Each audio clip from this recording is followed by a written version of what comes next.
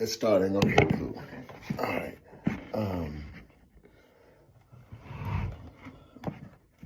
All right, cool. All right. We're here with our site supervisor, Amy Nicholson, who is the director of outpatient services. Mm-hmm. And so, conceptually, for the assignment, we had to, each school student had to, at their internship site, decide what kind of mark could they leave at the facility that wasn't there when they got there. And so when I brought this to Amy's attention, she said, "Hey, by the way, we are embarking on having difficult conversations."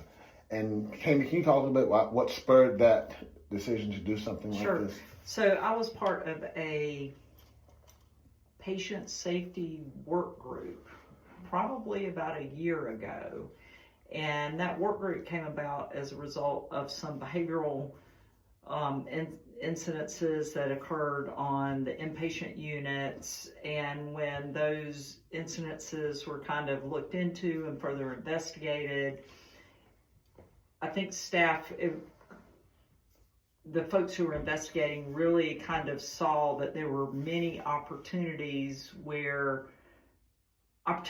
intervention that were missed, and the thought was that if those opportunities, if staff had recognized those opportunities and been willing to have some, quote, kind of difficult conversations, the likelihood that it would have escalated to what it did probably wouldn't have happened. And so out of that work group came many things, but one of the things that came out of there was a task of developing a training for our frontline staff on how to have difficult conversations with patients, because we really felt like, our staff are trained during new employee orientation and various interventions, yet there's not really opportunities to really revisit that. And due to staff turnover, it just seemed like it was a training that could be beneficial to help folks either A, learn the skill for the first time, or B, kind of enhance their confidence through practicing and maybe introducing more skills and that sort of thing. So that's kind of how it came about. And so we identified a work group to work on the training, developing the training. And so we kind of had a work group kind of beginning to work on that. Of course, then the hurricane happened, and then when we got back to kind of full steam ahead after the hurricane, around the first of this year, we regrouped and really kind of got down to business and developing the training. Right. And so just, and our training group our work group ended up being myself, who's a therapist, Eric, who's a therapist. We included you as the intern, and then also Nikki, who's a therapist, and we also had Sarah, who was our staff development person at the time. So that's kind of how it happened. So we had and also with that, we were each given different tasks to do. Everybody had the task to, I think, talk to at least two people in different departments to get their perspective on what that looks like, difficult, and why that doesn't take place, or something like that, or more involved, or so I thought someone in the work group, I think after we initially met, it was like, we do have people on campus who do this, and each of us kind of individually were able to say, I've seen this person do it or that person do it. And I thought kind of a turning point was when we invited the director of nursing into one of the meetings and kind of shared what we were doing, and she thought it was a great idea. And then she was able to also identify folks within the nursing teams, which is a critical piece because that's who's with patients more often. And she helped us identify some people. Yeah. So we identified what we ended up calling champions.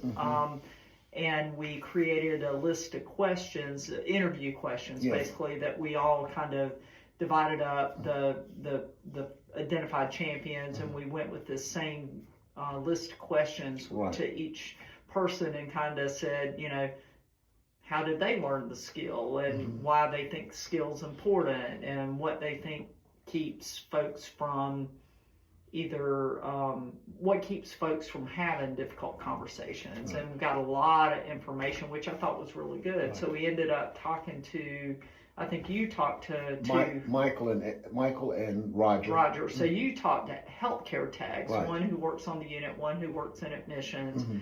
I talked to two healthcare techs, both of whom had worked on units and both now who work in admissions. Right. And then I know Eric talked to a provider, Right. who I think was a nurse practitioner, and he talked to a peer sports specialist. Excellent. And then I think Sarah talked to Brian, who's a Yeah. nurse who had worked on the units Yeah. and now is in the lab. And who else? Nikki, did she talk to anybody? I'm not sure. I can't remember, but I think Sarah also talked to another healthcare Right. tech who worked primarily on ACU. And then Nikki, I think, I'm not sure she ended up being assigned folks to talk to, but she was able to give us a lot of feedback based on her daily work on the Right. units. I with think that's staff. exactly Yeah. what happened. Mhm. Yeah. And so finally, we, I think I brought, I was assigned to find some videos. I think we had a collection of videos and kind of select out of that what we could show as part of this training. Right. And I think at the end of the day, Amy, were you the final person who kind of brought all of this together to decide what the training was there feedback for everybody? We collectively. So we continued to meet. I think we met every other week, and we kind of would divide tasks, bring it back. Yeah. You did the research, the videos for us, kind of brought your feedback or brought us that and kind of your thoughts about that. Nikki really worked on and bringing back to the team like specific situations that often occur on the units More frequently. Yes.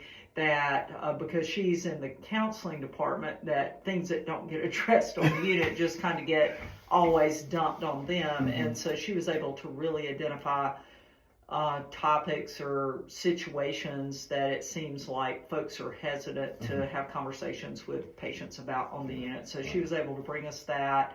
I kind of dug a little more into some research stuff and put that in. Eric did a lot of editing for us and kind of getting the kind of we're not using PowerPoint, but kind of for lack of a better word, getting the PowerPoint together.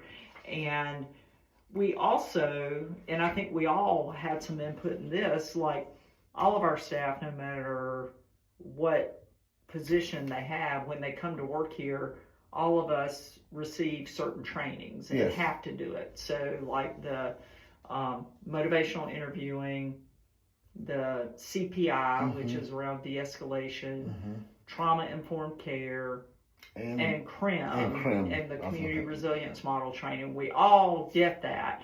And so we really wanted to say, if you put all those together, you really have a skill set to do this. And so that's one thing we're really wanting to communicate in the training. Yes.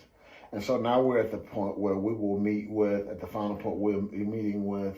So I took actually, since we're at that point of saying, we're ready to get some feedback from, the higher ups basically, to get some direction on where to go next. And so I took it to our steering committee meeting yesterday and basically said, this is who our work group has been, this is what we've done, and we now have a finished product. And we want to get your feedback on what the next step is. And so what I heard and what we're waiting to do is, what I heard was from Erin, the facility director, is that she wants us as a team to present this, so actually do our presentation as if we were doing the training to the steering committee. And then they will give us some feedback, and hopefully they will help determine where this training will be, how it will be integrated into training for our staff. Like, would it be something that's part of new employee orientation or something that's a lunch and learn or Mhm. something that's offered once a quarter or whatever. And I know us as a team, we've talked about it. We feel like everybody needs this, and it needs to be a required thing Yes. and not a kind of lunch and learn, show Yes. up No. if you want to kind of thing. So yeah, so that's where we're at, waiting to get a date back from Kelly, who will schedule that for us for steering. So I'm hoping in the next month we'll end up in steering. And so next week we have, we're going to get together as kind of this work group and kind of figure out the presentation piece, like who does what. All right. So Thank you so much, Amy, for taking some of your lunch time. no, not to a sit problem. with me. Thank you so much. All right.